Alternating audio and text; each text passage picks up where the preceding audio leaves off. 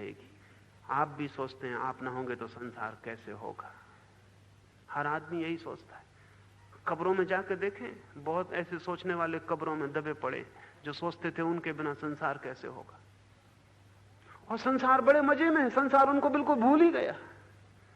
संसार को कोई पता ही नहीं है। हर आदमी के मरने पर हम कहते हैं कि अपूर्णीय क्षति हो गई, अब कभी भरी ना जा सकती। और फिर बिल्कुल भूल जाते हैं, फिर पता ही नहीं चलता किसकी अपूर्णीय क्षति हुई थी। ऐसा लगता है सब अंधकार हो गया, और कोई अंधकार नहीं होता। दिए जलते चले जाते हैं, फूल खिलते चले जाते हैं। समय की धारा निरपेक्ष है, आपसे कुछ लेना देना नहीं। समय से आप कुछ कर सकते हैं, समय का आप कोई उपयोग कर सकते हैं। तिनका नदी का उपयोग करके सागर भी पहुंच सकता है, किनारे पे भी अटक सकता है, डूब भी सकता है, लेकिन नदी को कोई प्रयोजन नहीं। समय की धारा बही जाती है, आप उसका कोई उपयोग कर सकते हैं। आप सिर्फ एक उपयोग करते हैं, स्थगित करने का। कल करेंगे, परसों करेंगे, छोड़ते चले जाते हैं इस भरोसे कि कल भी होगा। लेकिन कल कभी होता नहीं, कल कभी भी नहीं होता है। जब भी हाथ में आता है तो आता है आज, और उसको भी कल पे छोड़ देते हैं। जीते ही नहीं, स्थगित किए चले जाते हैं। कल जी लेंगे, परसों जी लेंगे, फिर एक दिन द्वार पर मौत खड़ी हो जाती है, वो क्षण भर का अवसर नहीं देती, और तब हम पछताते हैं। वो सब जो स्थगित किया हुआ जीवन है सब आंख के सामने खड़ा हो जाता है कि क्या क्या जी सकते थे, क्या हो सकता था, कितने अंकुर निकल सकते थे जीवन में, कितनी यात्रा हो सकती थी, वो कुछ भी ना हो पाई। तब पीछे लौट के देखते हैं तो कुछ तिजोरियों में रुपए दिखाई पड़ते हैं जिनको भर लिया जीवन के मूल्य पर। कुछ लड़के बच्चे दिखाई पड़ते हैं जिनको बड़ा कर लिया जीवन के मूल्य पर। वे चारों तरफ बैठे हैं खाट के और सोच रहे हैं कि चाबी किसके हाथ लगती। रो रहे हैं लेकिन ध्यान चाबी पर है। इनको बड़ा कर लिया जीवन के मूल्य पर। हिसाब किताब, खाता, बही, बैंक सब चलेगा, आप हट जाएंगे। आपका खाता किसी और के नाम हो जाएगा, आपका मकान किसी और का निवास स्थान बन जाएगा, आपकी आकांक्षाएं किन्हीं और के भूत बन जाएंगी, उन पर सवार हो जाएंगी और आप विदा हो जाएंगे। और आपने सारे जीवन जो भी मूल्यवान था उसको स्थगित किया। हम धर्म को स्थगित करते हैं और अधर्म को जीते हैं। क्रोध हम अभी कर लेते हैं, ध्यान हम कहते हैं कल कर लेंगे, प्रार्थना हम कहते हैं कल कर लेंगे, बेईमानी हम अभी कर लेते हैं। धर्म को करते हैं स्थगित, अधर्म को अभी जी लेते हैं। लेकिन क्यों? हमको भी पता है कि जो कल पे स्थगित किया वो हो नहीं पाएगा, इसलिए जो हम करना चाहते हैं वो आज कर लेते हैं। जो हम नहीं करना चाहते और केवल दिखाते हैं कि करना चाहते हैं वो हम कल पे छोड़ देते हैं। इसमें गणित है साफ। कोई महावीर को ही पता है ऐसा नहीं, हमको भी पता है। हमको भी पता है क्रोध करना हो अभी कर लो, हम कभी नहीं कहते कल क्रोध करेंगे। तो हम करना चाहते हैं, हम भी जानते हैं आज कर लो, समय का कोई भरोसा नहीं। महावीर ही जानते हैं ऐसा नहीं, हम भी जानते हैं। जो हम करना चाहते हैं अभी कर लेते हैं, जो हम नहीं करना चाहते हम बेईमान हैं। नहीं करना चाहते तो साफ कहना चाहिए नहीं करना चाहते, लेकिन हम होशियार हैं, अपने को धोखा देते। हम कहते हैं करना तो हम चाहते हैं लेकिन अभी समय नहीं, कल कर लेंगे। इसे ठीक से समझ लें, जिसे आप कल पर छोड़ रहे हैं जान लें आप करना नहीं चाहते। ये अच्छा होगा, ईमानदारी होगी अपने प्रति कि मैं करना ही नहीं चाहता। इसलिए तो शायद आपको चोट भी लगे कि क्या मैं ध्यान करना ही नहीं चाहता, क्या मैं शांत होना ही नहीं चाहता, क्या मैं अपने को जानना ही नहीं चाहता, क्या इस जीवन के रहस्य में मैं उतरना ही नहीं चाहता। अगर आप ईमानदार हो तो आपको चोट लगेगी, शायद आपको ख्याल आए कि मैं गलती कर रहा हूं, ये करने योग्य जो है मैं छोड़ रहा हूं। होशियारी ये है कि हम कहते हैं करना तो हम चाहते हैं, कौन मना कर रहा है। मेरे पास लोग आते हैं वो कहते हैं साधना में तो हम जाना चाहते हैं, कौन मना कर रहा है, लेकिन अभी नहीं। यह तरकीब, इस तरकीब में उनको यह नहीं दिखाई पड़ता कि जो हम नहीं करना चाहते उसे हम भ्रम पाल रहे हैं कि हम करना चाहते हैं। महावीर कहते हैं काल है निर्दयी और शरीर दुर्बल।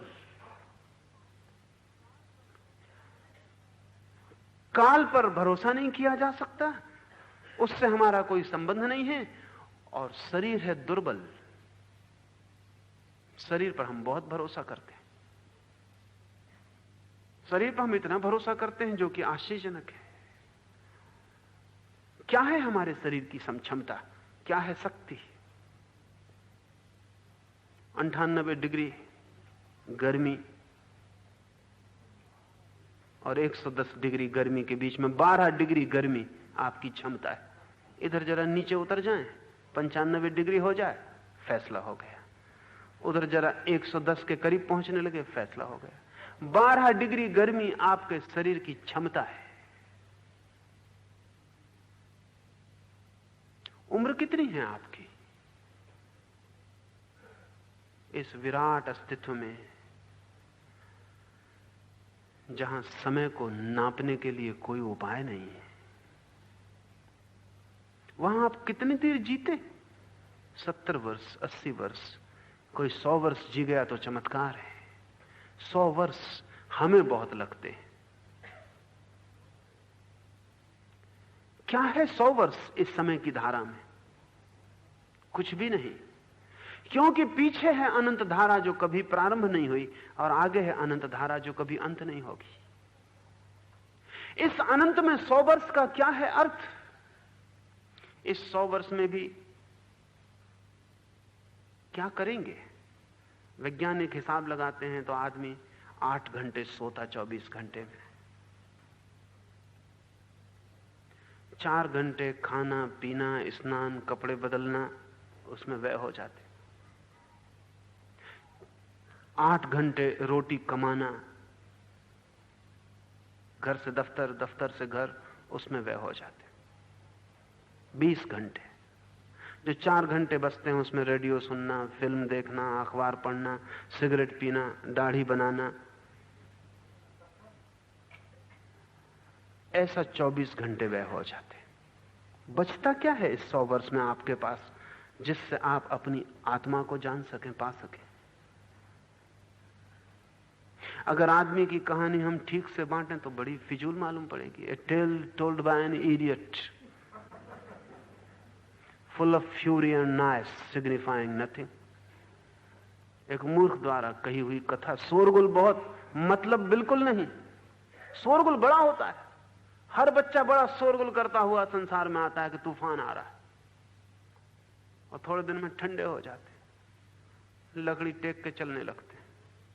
वो सब तूफान, वो सब शोरगुल, सब खो जाता। आंखें धुंधली पड़ जाती, हाथ पैर कमजोर हो जाते, बिस्तर पे लग जाते। झूले से लेके कब्र तक कहानी क्या है? सामर्थ्य क्या है शरीर की? बड़ा कमजोर है। जरा सा बैक्टीरिया घुस जाए बीमारी का, तब पता चल जाता है कि कितनी आपकी ताकत है। गामा लड़ते होंगे पहलवानों से, लेकिन 6 रोग से नहीं लड़ पाते। गामा टीबी से मरा। अब टीबी के कीटाणु कितनी छोटी चीज, आंख से दिखाई भी नहीं पड़ते। बड़े पहलवानों से जीत लिए, छोटे पहलवानों से हार गए। शरीर की ताकत कितनी है? बड़ी बड़ी बीमारियां छोड़ दीजिए, कॉमन कोल्ड से लड़ना मुश्किल होता। साधारण सर्दी जुकाम पकड़ ले तो उपाय नहीं, सब ताकत रखी रह जाती।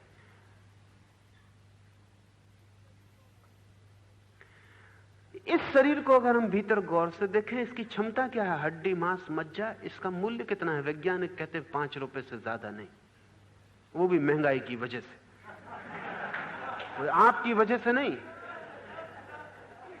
इतना अल्युमिनियम है, इतना लोहा है, इतना तांबा है, इतना फलाने का, सब निकाल के रख लें, 5 रुपए का सामान।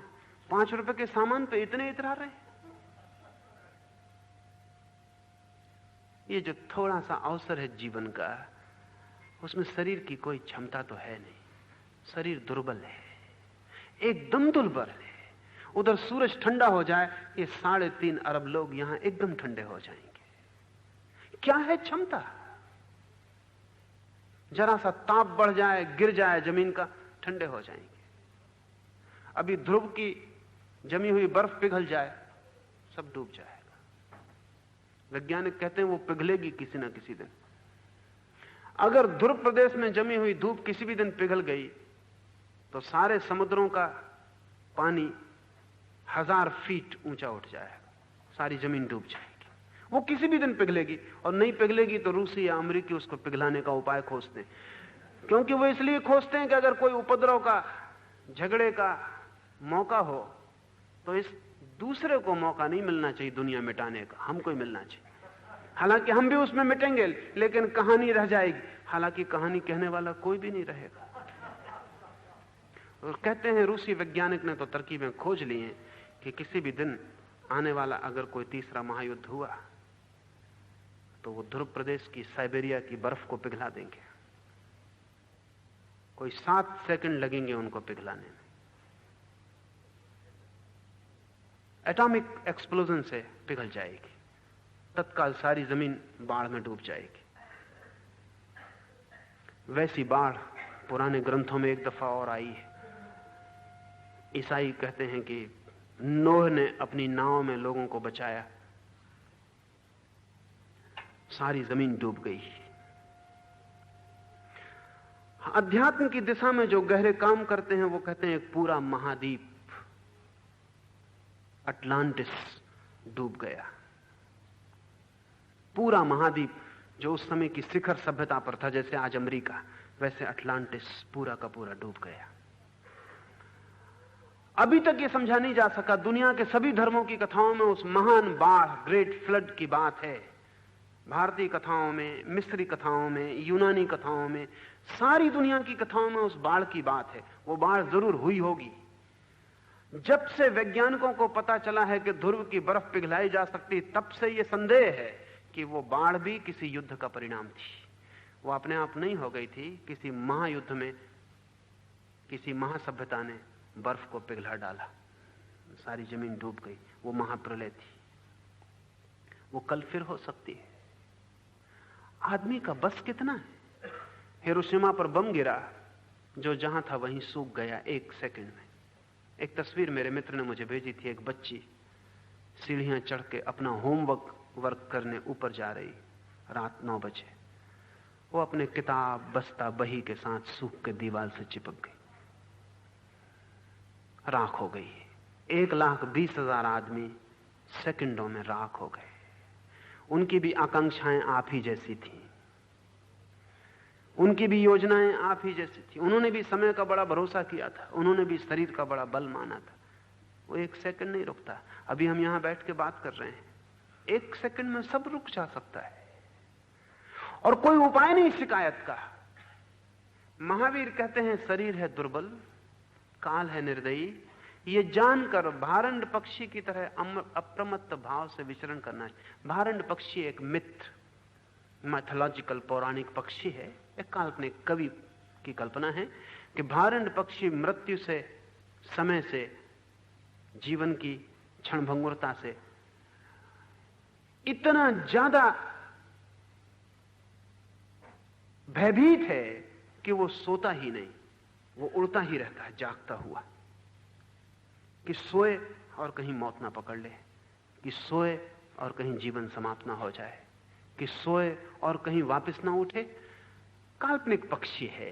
तो महावीर कहते हैं भारंड पक्षी की तरह समय निर्दयी, शरीर दुर्बल, ऐसा जानकर अप्रमत्त भाव से, बिना बेहोश हुए, होश पूर्वक, विथ अवेयरनेस, जागरूकता से जीना ही प्राज्ञ